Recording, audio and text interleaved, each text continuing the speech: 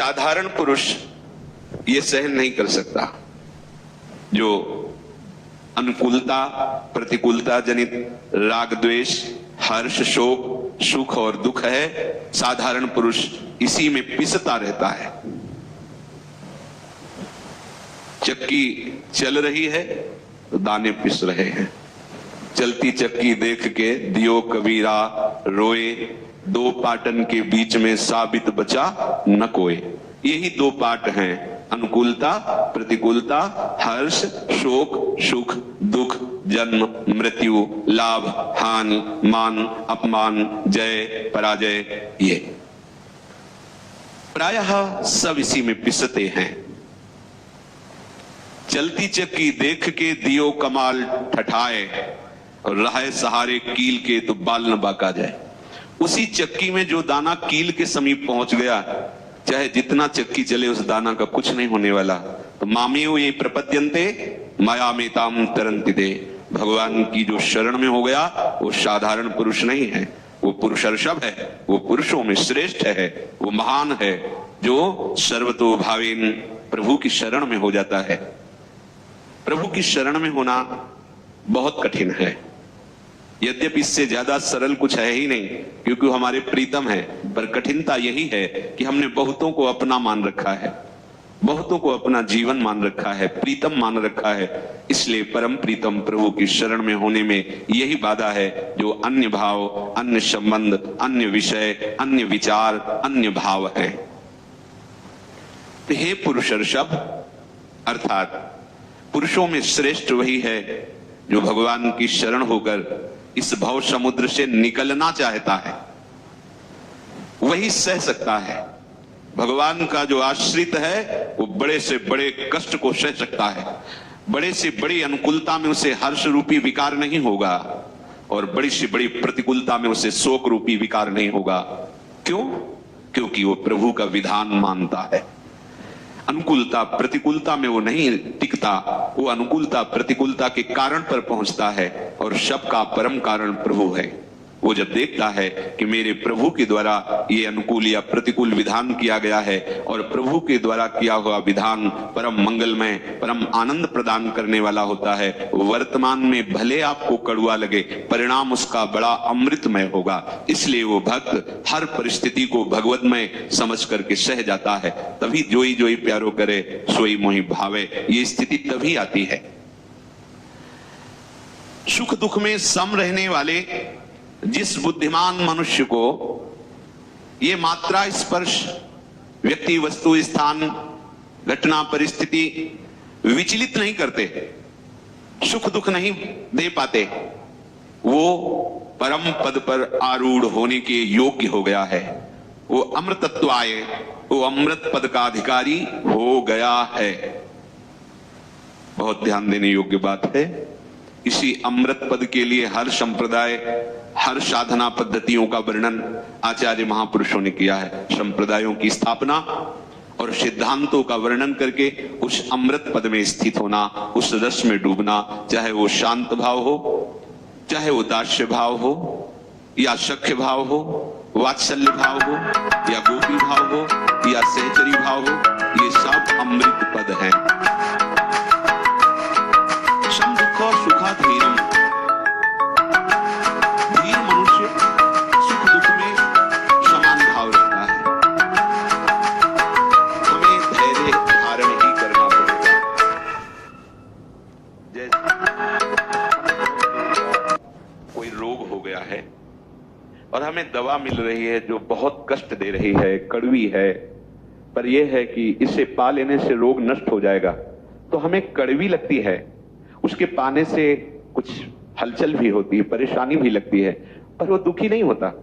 ध्यान देना, कड़वा लगता है पर वो दुखी नहीं होता, क्योंकि उसके मूल में ये उद्देश्य है कि ये दवा हमें रोग से मुक्त कर देगी। यद्यपि दवा कड़वी है, उसको परेशानी भी लगती है, पर वो धीर मनुष्य सुख दुख में समान भाव रखता है। हमें धैर्य धारण ही करना पड़ेगा। जैसे हमें बहुत जोर का कोई रोग हो गया है और हमें दवा मिल रही है जो बहुत कष्ट दे रही है, कड़वी है, पर यह है कि इसे पा लेने से रोग नष्ट हो जाएगा। तो हमें कड़वी लगती है, उसके पाने से कुछ हलचल भी होती है, परेशानी भी लगती है, पर वो दुखी नहीं होता। ध्यान देना, कड़वा लगता है पर वो दुखी नहीं होता, क्योंकि उसके मूल में ये उद्देश्य है कि ये दवा हमें रोग से मुक्त कर देगी। यद्यपि दवा कड़वी है, उसको परेशानी भी लगती है, पर वो सह जाता है। क्यों सह जाता है? क्योंकि उसका उद्देश्य है रोग निवृत्ति। एक कांटा लगा हमारे पैर में, चुभ गया, अब वो बहुत कष्ट दे रहा है। अब उसके निकालने के लिए जब हम किसी से सहयोग लेते हैं तो पहला सहयोग उसी कांटे की आकृति वाला यंत्र होता है, चाहे वो कांटा हो या सुई हो। अब हमारी त्वचा को वैसे ही बेधा जाएगा जैसे कांटा लगा था, पर हमें कष्ट होता है पर दुख नहीं होता, उसकी व्यथा नहीं होती, वो विचलित नहीं हो जाता, हिम्मत करता है, कष्ट करता है, पर उसको रोकता नहीं, उससे द्वेष नहीं करता कांटा निकालने वाले से कि तू मुझे पीड़ा पहुंचा रहा है, द्वेष नहीं करता, दुखी नहीं होता। कष्ट का अनुभव होता है पर उसका उद्देश्य है कि ये बराबर कष्ट देने वाला कांटा निकल जाए, इसलिए मैं इस कष्ट को सह जाता हूं। समझ रहे? ऐसे ही हमारे सामने कोई अच्छी परिस्थिति पैदा करता है, अनुकूल या बुरी परिस्थिति, प्रतिकूल, चाहे वो वस्तु हो या व्यक्ति हो या कोई घटना हो या कोई परिस्थिति हो। हमारा उद्देश्य है संसार से मुक्त होकर भगवत प्रेम में उन्मत्त होना। अब हमारे अंदर जो राग द्वेष के कांटे लगे हैं, ये बराबर हमें पीड़ा ही देते चले आ रहे हैं। देख लीजिए, अज्ञानी है, प्रमाद में है, इसलिए उसको दिखाई नहीं दे रहा है। जैसे एक मदिरा का पान किए हुए पुरुष नाली में पड़ा है, वही लघुशंका कर रहा है, पर वो अपने को आनंदित समझता है। दूसरे उसकी स्थिति को, जो मदिरा पान नहीं किए, देख करके कहते कैसा मूर्ख है, पैसा भी खर्चा करता है और कहां पड़ा हुआ है, लेकिन उसको इस बात का कोई भी शोक नहीं होता, क्योंकि वो प्रमाद स्थिति में है। ऐसे ही जो प्रमाद स्थिति में साधारण जन है, वो प्रायः इसी राग द्वेष, अनुकूलता प्रतिकूलता, सुख दुख में ही जीते हैं। उनका जीवन ही यही, वो जानते ही नहीं कि इससे निकल करके कोई ऐसा आनंद है जहां किंचन मात्र दुख का लेश भी नहीं है। तो प्रभु कहते हैं यम ही न व्यथ्यन्ते पुरुषम, जो पुरुष इनकी उपस्थिति पर, कोई व्यक्ति, कोई वस्तु, कोई स्थान, कोई घटना, कोई परिस्थिति, उसका जब संयोग होता है तो हमारे हृदय में व्यथा होती है। हर्ष जनित व्यथा या शोक जनित, ये दो ही होती है, चाहे वो वस्तु हो, व्यक्ति हो, स्थान हो, घटना हो, परिस्थिति हो। साधक को अनुकूल परिस्थिति प्राप्त होने पर ऐसा लगता है ये बनी रहे, और प्रतिकूल परिस्थिति प्राप्त होने पर लगता है ये चली जाए। ऐसा हमें प्रायः सबको भान होता है कि हमारा हृदय ऐसा ही मांगता है कि मधुर वचन, प्रशंसनीय वचन बोलने वाला व्यक्ति ही हमारे से मिले, हमें जो अनुकूल पड़ता है वही वस्तु पदार्थ आदि मिले, और भगवान भी हमारे सामने ऐसी परिस्थिति प्रकट करे जो मुझे अच्छा लगे। प्रतिकूल परिस्थिति, प्रतिकूल व्यवहार करने वाला व्यक्ति, प्रतिकूल पदार्थ, ये हमें कभी ना मिले। ऐसा कभी नहीं हो सकता, किसी को नहीं हो सकता, क्योंकि जिसे तुम अनुकूल मान रहे हो या प्रतिकूल मान रहे हो, केवल तुम्हारी मान्यता है, ना कोई अनुकूल है ना प्रतिकूल है, एकमात्र सम वस्तु विराजमान है। पंडिता सम दर्शिना, सम, यहां विषमता तुम्हारी मानी हुई है, और मानी हुई विषमता को बाहर से नहीं हटाया जाता, अंदर से ही हटाया जाता है। वो तुम्हारे विचार के द्वारा ही हटेगी, किसी दूसरे के सहयोग से नहीं। दूसरे के सहयोग से यदि हम किसी परिस्थिति का सुधार करना चाहेंगे तो और फंस जाएंगे, क्योंकि अगर कहीं ऐसा हमारे मन में आ गया कि व्यक्ति हमारे अनुकूल है और ये हमारी परिस्थिति में बड़ा अनुकूलता का सहयोग करता है, तो राग हो जाएगा, फंस गए। हमें न किसी से राग और न किसी से द्वेष, हमारा उद्देश्य भगवत प्राप्ति, भगवत प्रेम है, तो हमें इस अनुकूलता प्रतिकूलता का भोग नहीं करना है। अनुकूल परिस्थिति प्रतिकूल परिस्थिति आई है, चली जाएगी। क्यों आई है? हमें सुधारने के लिए आई है, हमें महात्मा बनाने के लिए आई है, हमें भगवत प्रेम प्रदान करने के लिए आई है। पक्का समझ लीजिए, अनुकूल परिस्थिति से ज्यादा लाभदायक प्रतिकूल परिस्थिति है।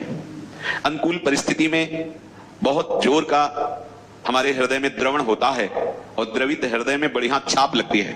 जैसे मोम को द्रवित करके जैसा चाहो वैसी छाप लगा लो। तो जब हमारा विषय संयोग, व्यक्ति संयोग, स्थान संयोग, परिस्थिति संयोग में अनुकूलता का भाव होकर हृदय द्रवित होता है, तो उस समय उसका संस्कार पड़ता है।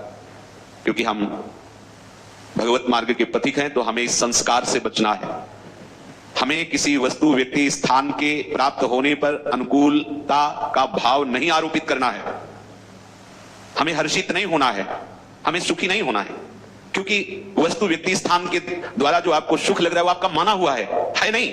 सुख तो प्रभु के नाम में, प्रभु के रूप में, प्रभु की लीला में, प्रभु के धाम में, प्रभु की सेवा में, प्रभु के जनों के संग में, इसमें जो सुख होगा तो इसमें भी राग होगा, पर यह राग अनुराग होगा। जैसे भगवान कपिल देव जी महाराज माता देवहूति जी को कहते हैं कि हे मां, संसार में जो आसक्ति की जाती है वही बंधन का कारण होता है, और जो संत महापुरुषों से आसक्ति की जाती है वो मोक्ष का खुला हुआ द्वार है। तो लौकिक जितनी भी अनुकूलता आपने मानी है वो केवल आपकी मानी हुई है, क्योंकि भगवान के वचन कभी झूठे नहीं हो सकते। भगवान सत्य संकल्प हैं, सच्चिदानंद रूपाय हैं। उन्होंने कहा दुखालयम, भगवान ने इस सृष्टि की रचना की और मृत्यु लोक को कहा दुखालयम, और आप उसमें अनुकूलता पा गए, उसमें हर्षित हो रहे, उसमें सुख ढूंढ लिया, तो ये आपकी मानी हुई कल्पना है, क्योंकि जिसने बनाया है उसने कह दिया दुखालयम। तो सत्य संकल्प भगवान के वचन झूठे नहीं हो सकते। आपकी मानी हुई अनुकूलता, माना हुआ सुख वो दुख ही है जिसे तुम समझ नहीं पा रहे हो। तो प्रतिकूलता हमें सहयोग देती है, क्योंकि किसी भी प्रतिकूल परिस्थिति में हमारा राग नहीं होता। आपने सावधानी पूर्वक अनुकूलता में राग होने नहीं दिया, तो प्रतिकूलता में आप सावधान रहो या न रहो, राग हो ही नहीं सकता। प्रतिकूल व्यक्ति में, प्रतिकूल वस्तु में, प्रतिकूल पदार्थ में राग होता ही नहीं है। द्वेष इसलिए होने की संभावना नहीं क्योंकि आपने अनुकूलता में राग किया नहीं। प्रतिकूल परिस्थिति जब आती है तो भक्त एकदम प्रभु में एकाग्र हो जाता है, क्योंकि उसका दूसरा कोई आश्रय नहीं। जहां प्रतिकूल परिस्थिति आती है, जैसे छोटा सा बालक घुटनों के बल चलते हुए घर के बाहर खेलने के उद्देश्य से आता है, और जब उसको कोई भी भय प्रदान करने वाला सामने दृश्य, वस्तु, स्थान, व्यक्ति आदि उसके बोध में आता है कि इससे भय होगा, तो भाग के मां की गोद में चढ़ने के लिए घर की तरफ भागता है। ऐसे ही खेलने के लिए हम इस संसार में आए, अब हमें बहुत से भय व्याप रहे हैं, हमको अपनी वात्सल्य समुद्र मां की तरफ भागना है। हमारे प्रभु तुमेव माता च पिता तुमेव, तुमेव बंधुश्च सखा तुमेव, तुमेव विद्या द्रविणं तुमेव, तुमेव सर्वं मम देव देव, मेरे सब